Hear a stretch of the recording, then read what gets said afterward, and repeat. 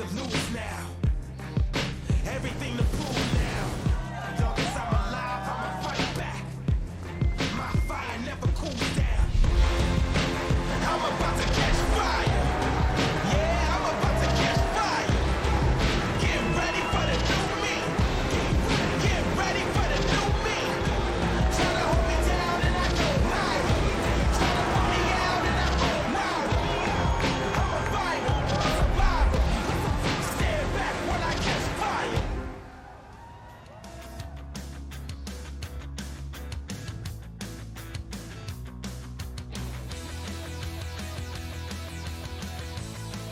Welcome to the Corona Post Show here at the Corona Saquarema Pro, presented by Banco Do Brasil, as we look at Nossa Senhora de Nazaré, the church on top of the hill, a landmark here in Saquarema, overlooking this beautiful beach with a variety of waves and a ton of action. And we've had a ton of action today. I'm Kaipo, joined by Mitchell Salazar. What about today? It was pretty exciting, Kaipo. I'm not going to lie. And how about the final heat of the day, too? What an excellent way to finish off day number 3 of competition, but a few upsets, Kaipo, and we're going to see a few more in the next few days as well. We saw some drama today, okay, you guys? We saw some interferences again. We saw some buzzer beaters again. We saw some upsets again. Yeah. But the wave quality was pretty incredible today. And the consistency to me, Kaipo, was really the big thing out there. You saw a lot of heats within 30 minutes where a lot of these surfers were having 5 to 6 opportunities in order to compete out there. Personally, I loved it, and I think the people that deserve to move through, but we did see a lot of people in the top 10 of both the men's and the women's bow out today, Kipes. We saw those upsets, right? And that is going to affect, I mean, when we look at year end, some of these upsets are going to affect who's going to make the championship tour. And that's really the goal of the Challenger Series here. And so more people are going to be going to Hawaii with a lot more pressure on their shoulder. Some people's dreams are still alive. Some people, some surfers, can clinch it here. We actually had a clinch happen here today. Mathematically, we know our first women qualifier for the 2023 Championship Tour through the Challenger Series. We can announce that. Yeah, Macy Callahan qualifies officially for the Championship Tour for 2023 due to the loss of Sophie McCulloch. She was ranked number 6, and with that, it opens up a slot for the surfer to qualify from Australia. Congratulations to Macy Callahan, Kaipo. Big win for her to move back up onto the CT. Yeah, she's just hearing that news today, and I'm sure there's a celebration going on in Australia, and Macy can come to Hawaii if she chooses to, or she can sit out. We just know that we're going to see her on the Dream Tour in 2023. A guy that was on the Dream Tour, he wants it back, and he's got one step closer to re-qualify by making the last heat of the day. Let's hear from Luca Messinas. He's with Rachel. That's right. I'm here with Luca Messinas. And Luca, looks like the Peruvians are making success here in this wave. Your friend Miguel just won the last QS, and you are also getting great results here. What are your thoughts? Yeah, this is my first time here in Saquarema. I heard from all my friends, from Miguel, Daniela, they all told me this wave is pretty good. So when I first came here, the first surf I had, I really connect with the wave. I like a lot the wave because it has a lot of power and it's really good. It has size all the time. So yeah, stoked to make this hit because it was a hard hit too, and happy to be here in Saquarema for the first time. I like this place. And how was it for you competing in a bridge break when you prefer going to the left and your best score was a right-hander? Yeah, today I think there was not many lefts. I was like, please come on, start showing up the lefts, but they never came. My first wave was a left, but I think I went over there because the current took me over there, and somehow I left up here, so I did one big turn, and then I had to run and go back to the right because the best scores I think were in the rights today. So yeah, happy that I got that perfect right, that it was like open up and double up, and yeah, happy to make that hit because like I was telling you, it was a really hard hit, and I think I got the best 2 waves of the hit, so I was happy with that. Really nice. Good luck in the next round, and now it's with you guys. Thank you, Rachel, and congratulations to Luca Messinas. As we look forward to the round of 24, Yeah. Mitchell, for the men, we switched the format a little bit. Now we go into 3-man heats for that round. Yeah, strategy changes quite a bit, Kaipo. 3-person heats out there, and you're going to see a lot of those high seeds really have valuable input and information when it comes to strategizing in those heats and obviously managing their time within those 30-minute batteries out here at Saquarema. Bateria is what they call a heat in Brazil. Yeah, like a battle, right? Yeah.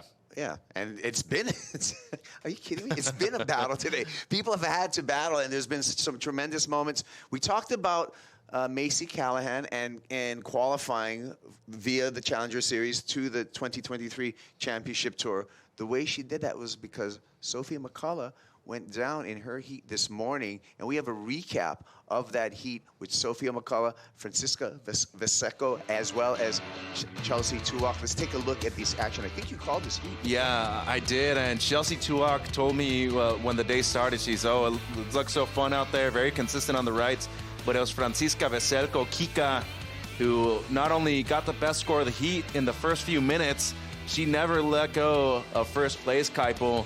And with the backup here of around a 6-point ride, she looked good. And from the get-go, she was always looking for the win, and she wasn't going to settle for second place.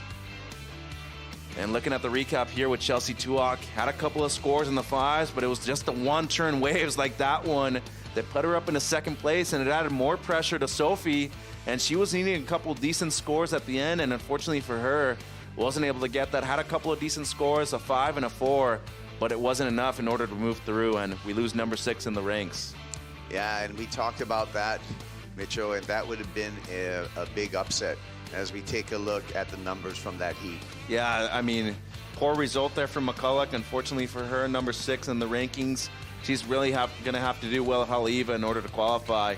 But how about the Bayesian invasion with Chelsea Tuak, 10.97 heat total, and the youngster, only 19 years of age, Francisca Veselko, with a huge heat win, Kipes. Yeah, that was a big way, and that really that's going to shake up some of the standings and some opportunities for some underdogs in the women's division to really make a name for themselves. 100%, and I think you might even talk about some Portuguese pride out there too. Teresa Bombolo, who's number 7 in the ranks, you know, she's opening doors up.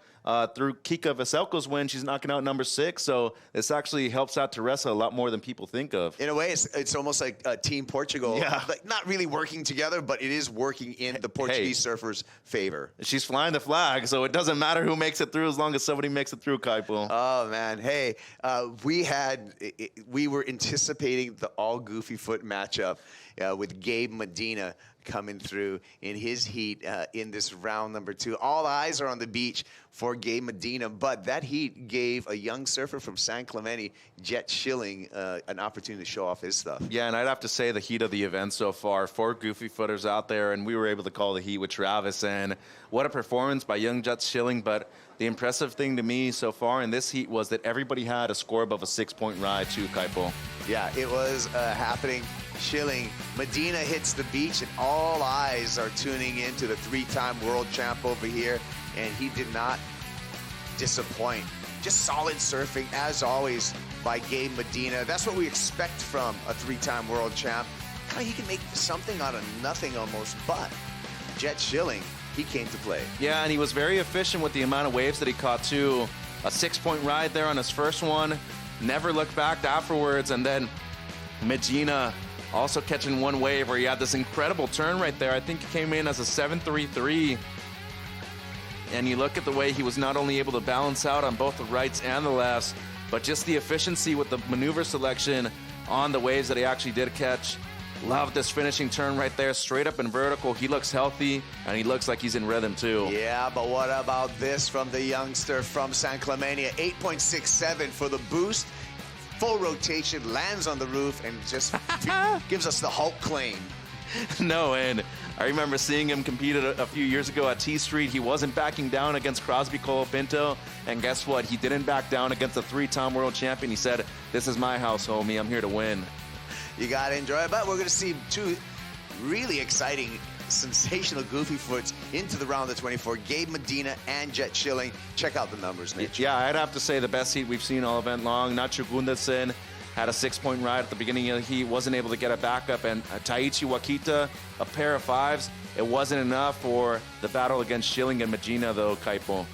Yeah, it was, gosh, that was so entertaining to watch. And that's just one of the entertaining heats. We had some other ones, too, today, and I'm highlighting Ramsey Bochayam, and his performance out here was outstanding today. I mean, he's one of those characters that I believe deserves a place on the championship tour. Yeah, he's been around for so long, too, that you probably would have thought that he at least qualified once, but he still hasn't. 28 years of age. He's got a lot more time to go, but, you know, he doesn't want to leave things up to Haleiwa, Kaipo, and he has a chance to do well here. But looking at the heat that we did see, Ramsey, Gabriel Andrea, Rio Waida, and Carlos Munoz, he had 3 tough competitors out there in the water, and he even said that he had a slow start, but was able to get a pair of 7s that moved him through. Yeah, and this was another extremely entertaining back-and-forth heat. Let's check out the heat recap of Heat 9 in the round of 48.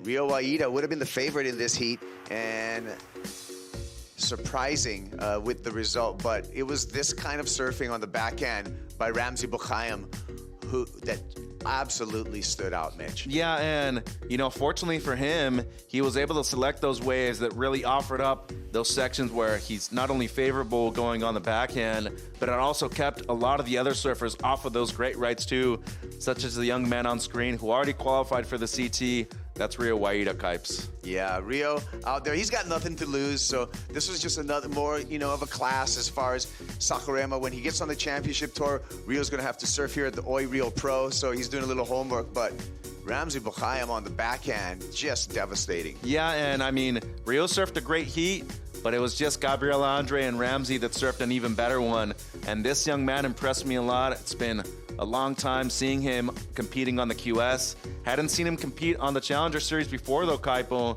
and it seems like he is very deserving of a spot here in the South American region. With turns like that, he's probably going to be here next year. Yeah, timing the ever-present backwash here at Itauna as we take a look at the numbers. Bukhayam, 7.73, 7.17. Giant heat. Yeah, and look at everybody's heat total. Above 11 points. Rio with the 6.97, and that was the last wave of the heat too. He was close to getting the score that he required, but the Brazilian just had a great start, and then Ramsey was able to get those 2 7s, as you mentioned, both on right-handers.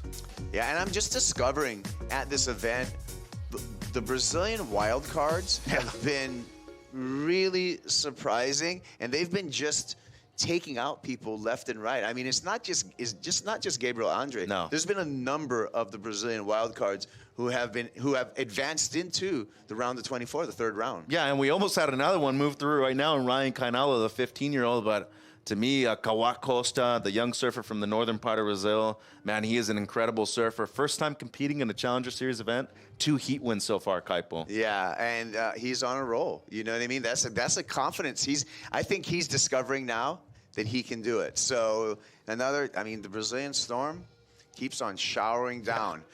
Well, Mitch, guess what time it is? The countdown, top 5? It's the top 5. It's my favorite time. Let's get into today's top 5s because there was a lot to talk about today. Day number 3 of the Corona Saquarema Pro presented by Banco Do Brasil. Let's take a look at that top 5. As we roll through into the top 5, Kika, Francisca Veselko, number 5 with her performance this morning. Yeah, and not only one of the more impressive performances, but she really has nothing to lose here. She's quite down far in the rankings. She needs 2 big results back-to-back in order to qualify. And it all starts with round number 1, Kaipo. She got a heat win right there. Number 4, Ian Gentile. He's above the cut line looking for a spot on the championship tour. He got that much closer with a heat win today. Well, and a couple of 7s, too. Not an easy feat to do out here. And how about that layback smash? Would only be the 3rd surfer from Maui to ever qualify. Those are Dusty Payne and Imai Kalani DeVault, who have done it before him. But he's looking great, Kaipo, coming off of an excellent result in Nediseda. And he might get a heat win and eventually a win here at the CS level in Saquarema. Number 3, Alyssa Spencer with just a sizzling backhand approach this morning. Big heat total of 15.77. To me, the performance of the event so far, both on the men's and women's side of Kaipo, the effectiveness, the approach that she had, selecting the best waves out there, especially coming here for the first time. Nothing short of excellent surfing right there from Alyssa Spencer. An 8.67 and a 7.1, close to an excellent heat total. Yeah, and just great timing technique from Alyssa. So she's going to be rolling into the next round with a lot of momentum.